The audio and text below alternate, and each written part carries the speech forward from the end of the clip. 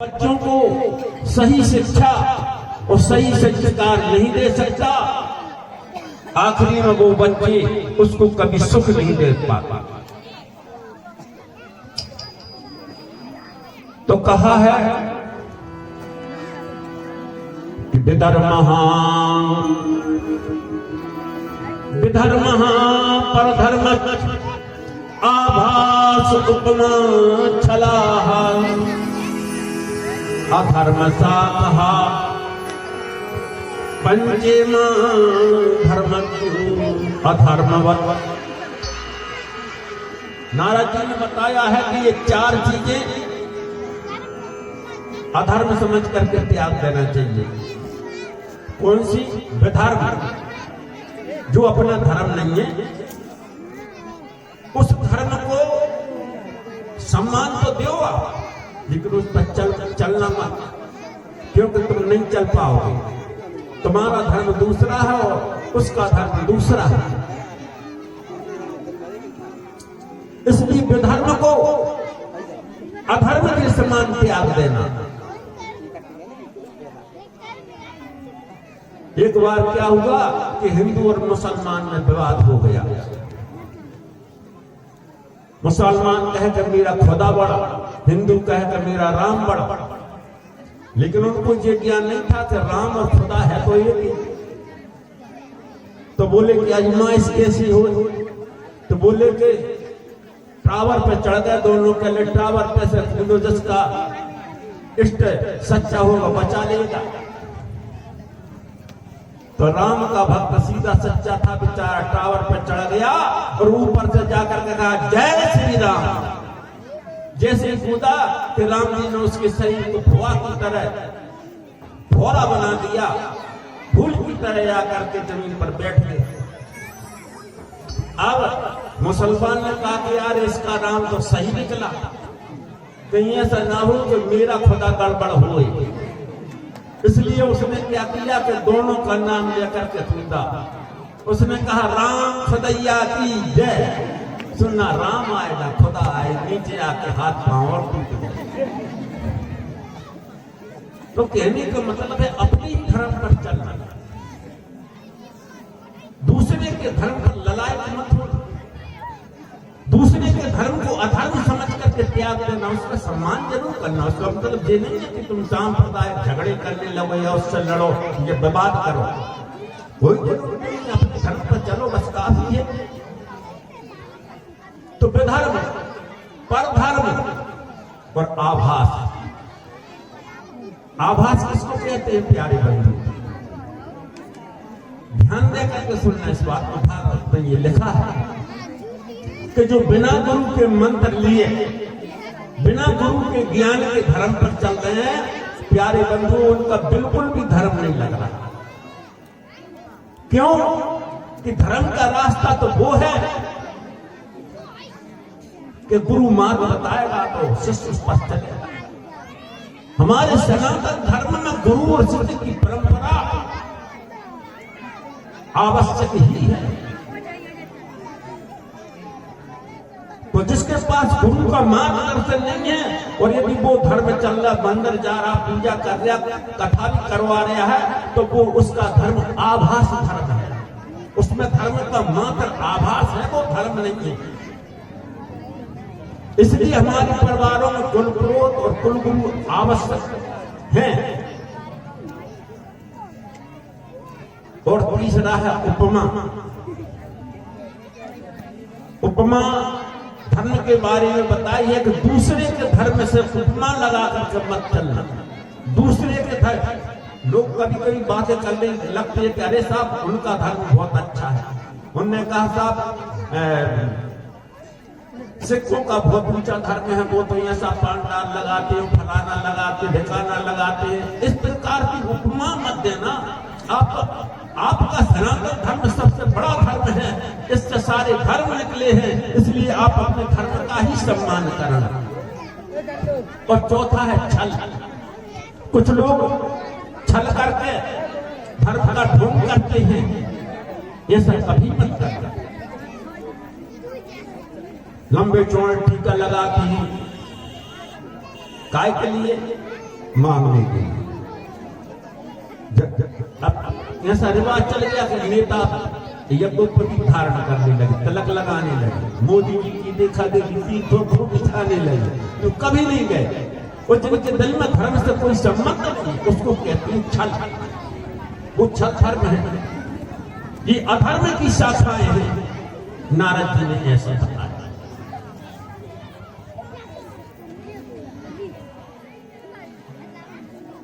इस प्रकार से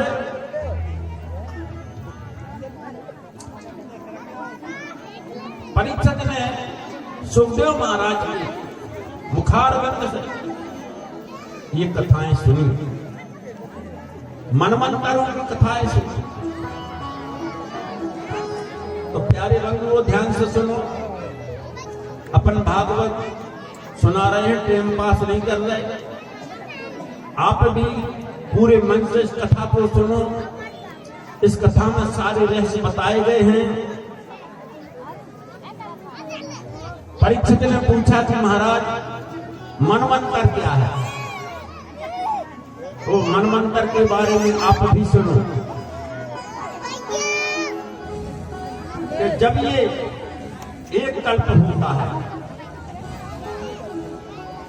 तो इसको एक अवान्तर कल्प कहते हैं। सतयुग, त्रेता, द्वापर और कलयुग, ये चार युगों का एक अवान्तर कल्प हो जाता है।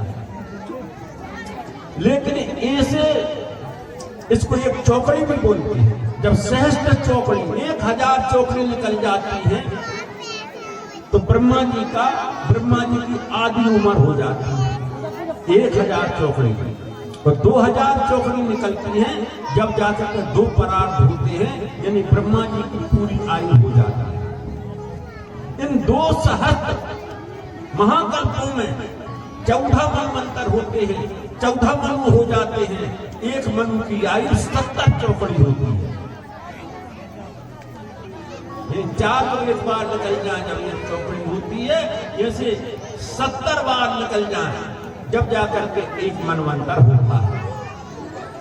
तो सबसे पहला मंत्र था स्वयंभव मनवंतर, जब सृष्टि उत्पन्न हुई थी। और दूसरा मनवंतर हुआ है सरोचित, और तीसरा हुआ उत्तम मनवंतर, और चौथा हुआ है तामस मनवंतर। तो सुखदेव जी कहते हैं कि राजन, इस चौथे तामस मनवंतर की एक कथा है कि मानसरोवर के झील के पास में एक विशालकाय हाथी रहता था, जिसकी 1000 पत्नियां थी। 1000 हथनियां उसके साथ में चलती थी, और एक हथनी के 10-5 बच्चे थे। सहस्त्रों की तादाद में उस हाथी का परिवार था। एक बार वो हाथी मानसरोवर झील की यात्रा करने को निकला, तो अपने मद में आकर के वो वृक्षों को उखाड़ता हुआ और पहाड़ों से अपने शरीर को खींचता हुआ जा रहा था मदमस्त। तो प्यारे सज्जनों, ऐसी आदमी की स्थिति होती है। आदमी के पास भगवान धन दे देवे, शरीर में शक्ति हो गई, युवावस्था हो, तो मत वाले हाथी की तरह गरजता फिरता है। देश में कुटुंब बड़ा हो,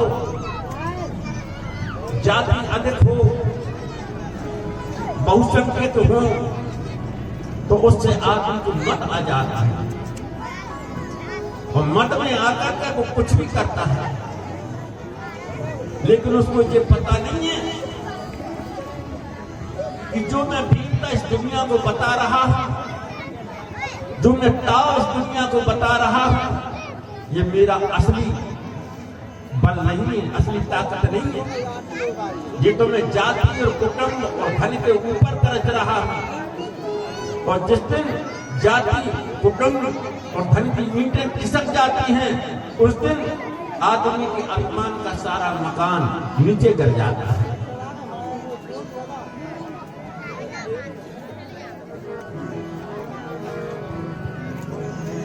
तो कहा है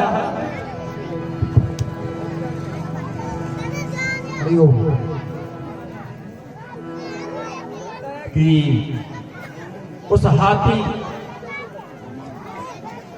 ने अपने मन में आकर के और उस मानसरोवर झील के बड़े बड़े सुंदर कमल तोड़ डाले और झील में धंस गया और झील को तहस नहस कर दिया। उसका सारा परिवार जो हजारों की तादाद में था सब कुछ मानसरोवर झील में प्रवेश कर गए। उस पानी को मटमेला कर दिया। लेकिन प्यारे बंधुओं, जीव को ये पता नहीं रहता कि हम अपनी मस्ती में आकर के अभिमान में भूले हैं, लेकिन अगले क्षण क्या हो जाए, अगले क्षण का कोई पता नहीं है महाराज। अगला क्षण ऐसा आ जाए कि तुम दुनिया में ना रहो, तुम्हारी तलवार कंधे पर रखी ही रह जाए। वो उस हाथी का हुआ। उस झील में विशाल का एक मगरमच्छ बैठा हुआ था। उसने उस हाथी को पकड़ लिया और जब तो गजराज जोर से चिंगाड़ा और ग्रह से युद्ध करने लगा तो पता है उसके परिवार वालों ने क्या किया। उसकी भी हजारों हथनियां और सारे बच्चे निकल करके चिंगाड़ मार करके झील में से निकल कर भाग गए और पहाड़ों पर जाकर के चढ़ गए। जिस दिन आप पर दिन आएगा ऐसा कोई कहे महाराज आपका परिवार भी साथ में ना देगा, ये सारी झूठी बात नहीं, ये झूठी दुनिया है। इसलिए कभी गर्राना मत, अपनी हैसियत में रहना। ये तुम्हारा मट्टी का शरीर है, वज्र का बना हुआ नहीं है, ब्लेड से कट जाएगा। हाथी के समान काया भी हो तो काम नहीं आएगी। उस ग्रह ने उस हाथी को पकड़ लिया महाराज। वो पानी का जीव था, पानी में उसकी ताकत चलती थी। हाथी पानी का जीव नहीं था, हाथी की उस पर ताकत नहीं चलती। श्रीमान सज्जनों, ये हाथी पूर्व जन्म में एक राजा था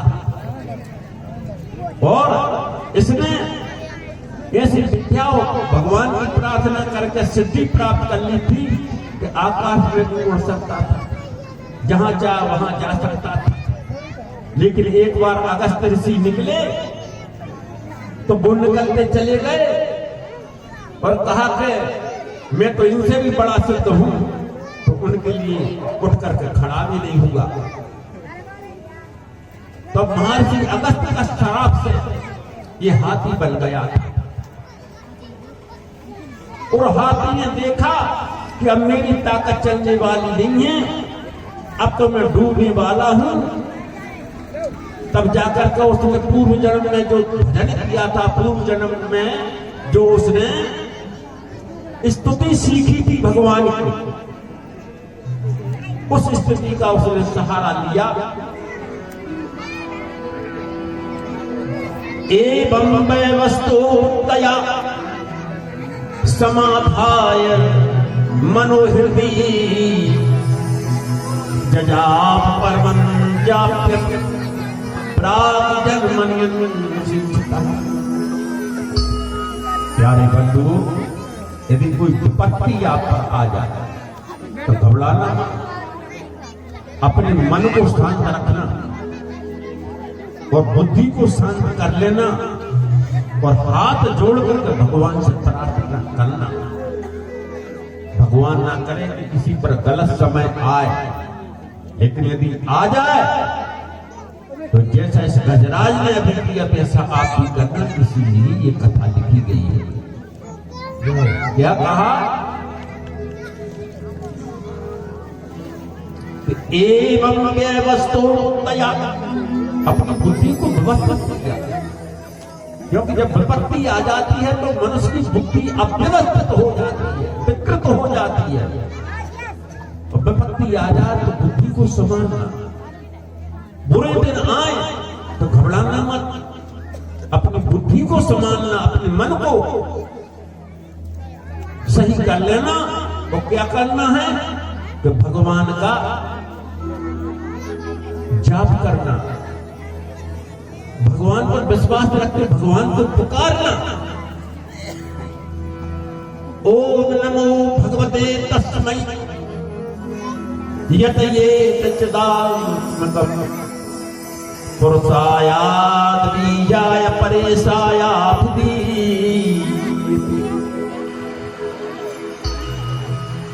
जब गजराज ने देखा कि अब चारों तरफ अंधकार है, अब तो केवल मौत के सिवा और कोई उपाय नहीं है, तब उसने भगवान से प्रार्थना की, नमो नमस्ते खिलकारणाय निष्कारणायादवत्कारण सर्वात्मनाय महानमाय नमो पवरगाय परायणाय। हे परमेश्वर, आप ही जगत है, आप ही जगदीश है, आप ही ये ग्रह के रूप में है और आप ही मेरे रूप में है नारायण। अपने आप की शरण हो और मेरा कोई नहीं है। यस्मिन्नदं यतश्चेदं एनेदं ययदं स्वयं यो वस्मात् परस्मात् परपरदं प्रपत्ति स्वयं। हे मेरे नारायण, ये जगत भी तू ही है और ये जगत तेरे ही आधार पर चल रहा है। हे मेरे प्रभु, तू तिनके तिनके में समाया हुआ है। इस प्रकार से जब उस हाथी ने प्रार्थना की महाराज, तो भगवान ने एक पल की देर नहीं लगाई और तुरंत वहीं में आकर के प्रकट हो गए। जब हाथी ने देखा कि आसमान से गरुड़ पर चढ़े भगवान नारायण पधार रहे हैं, तब उसने बड़ी प्रार्थना की। तो श्रीमान सज्जनों, ज्ञानी और गुणी लोग यही कहा करते हैं कि कभी इस संसार पर भरोसा मत कर लेना।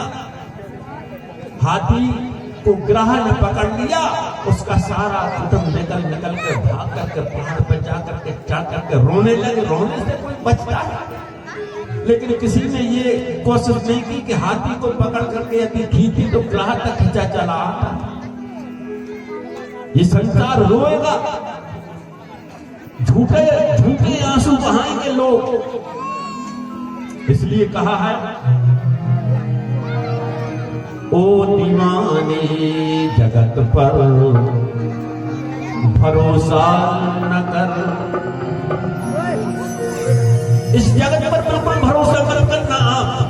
भरोसा करना है परमात्मा पर करना।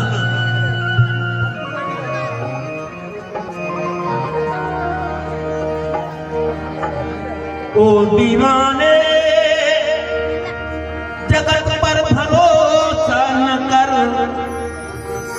भरोसा न कर।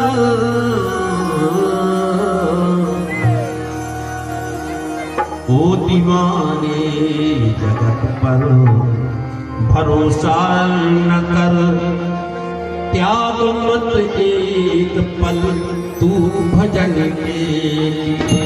ओ दीवाने जगत पर भरोसा न करो, त्याग मत एक पल को तू भजन के।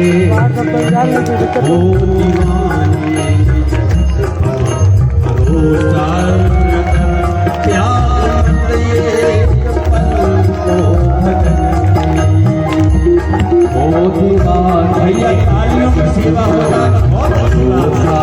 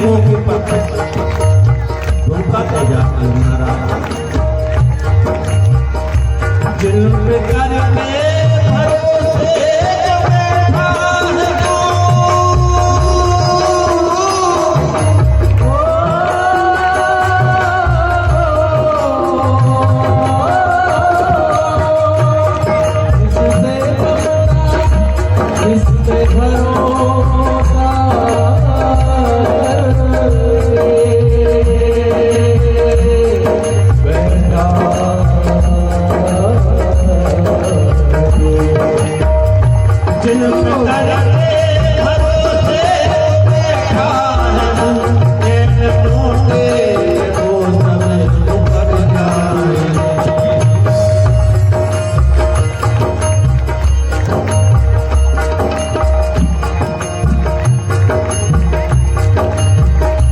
जिन पितर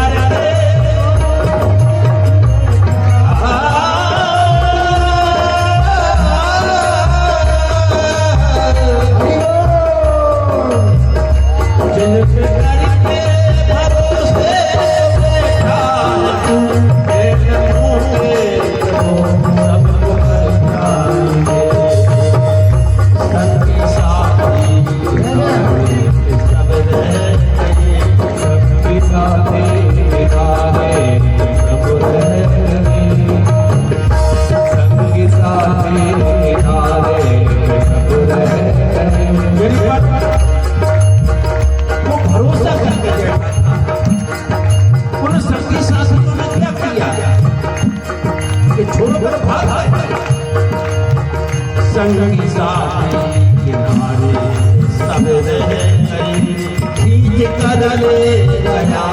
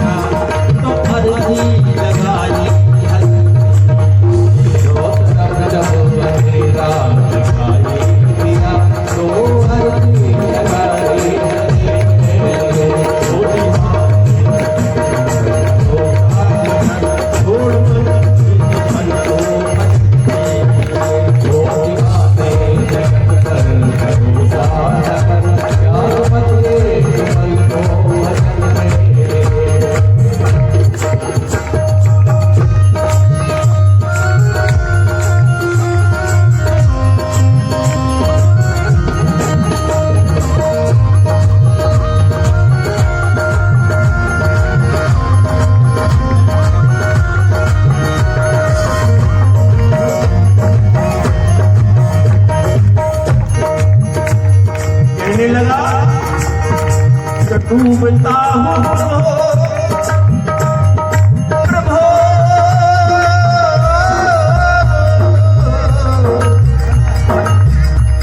डूबता हूँ प्रभो अब बचा लो मुझे आधार के कहा जब ये कजरा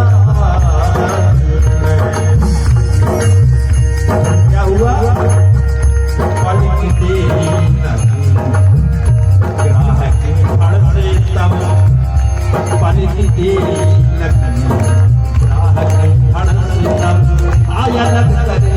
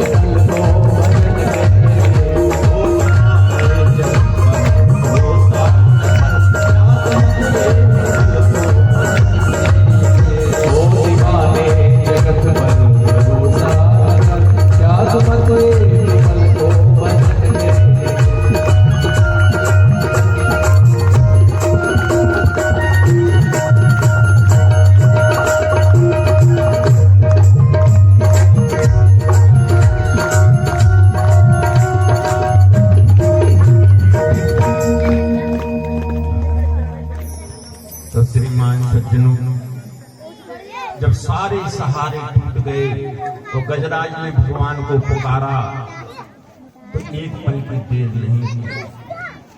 आप भी जब उस प्रभु को पुकारेंगे सच्ची मन से तो पल भर की देर नहीं लगाएगा, लेकिन पुकारना जरूर।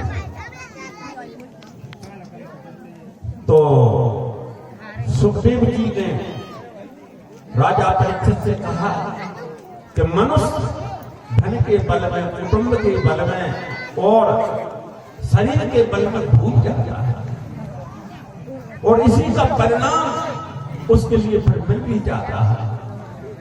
इसी प्रकार उन्होंने बताया कि मनुष्य तो बात अलग है, देवता भी अभिमान में भूल जाते हैं।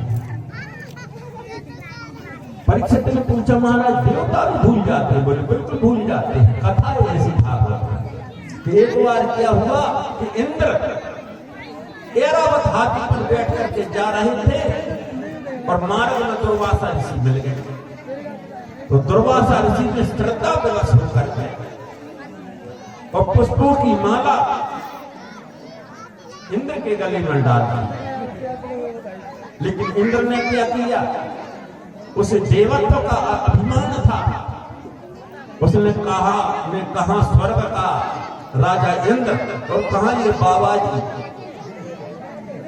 तो दुर्वासा जी तो गंगा स्नान को चले गए और इंद्र ने उस माला को हाथी की सूंड में उलझा दी।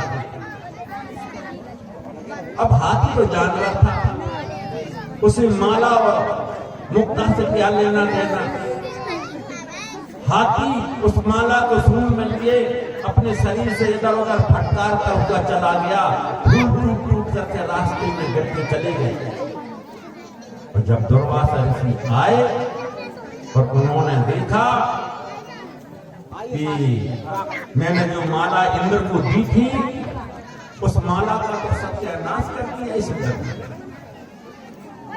तो दुर्वासा ऋषि की नाक पर ही साफ भरी रहती।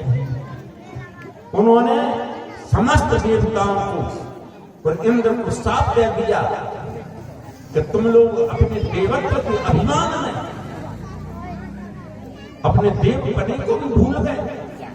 इसलिए मैं साफ देता हूं कि अब स्वर्ग पर तुम्हारा राज्य न रहेगा। तो महाराज उस जमाने में गुरु शुक्राचार्य की शिक्षाओं से देवतियों का बल बढ़ गया था और देवतियों का अधिपति उस समय राजा बलि था।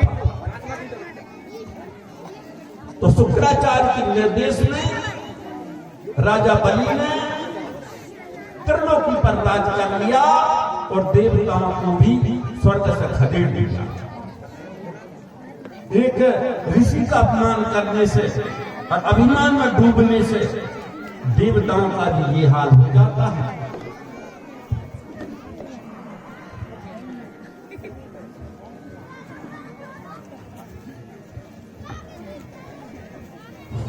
बोल वृंदावन हरि राम की जय जय श्री राधे। भागवत जी की पूजन करें। ओम कृष्णाय वासुदेवाय हरे परमात्माय जगद्देशनाथाय गोविंदाय नमो।